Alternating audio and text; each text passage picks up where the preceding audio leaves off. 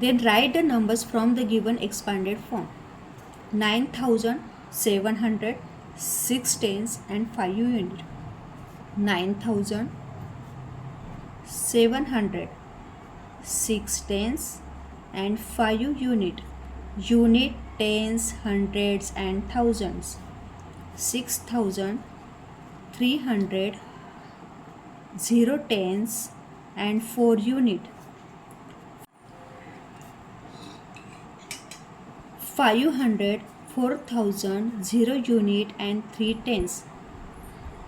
आता सर्वात अगोदरची value 4,000, then 100, 500, then tens, 3 tens and 0 unit.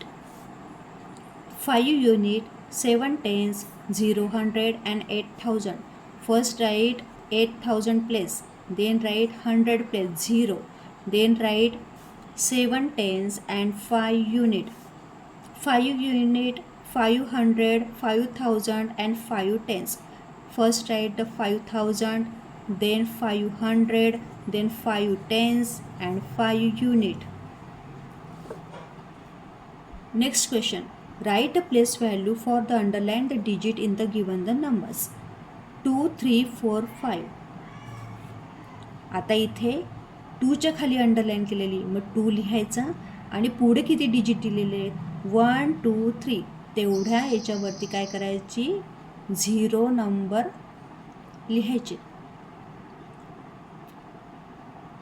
Then 1, 1च्या पुढे किती नंबर्स आहे 50 व 5 आणि 0.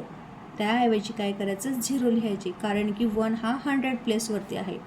आता युनिट, टेन्स, 9. आता 9 नंबर दिलेला आहे. 9 कुठल्या प्लेसवरती आहे टेन्स, मग इथं किती एकच 0 येईल.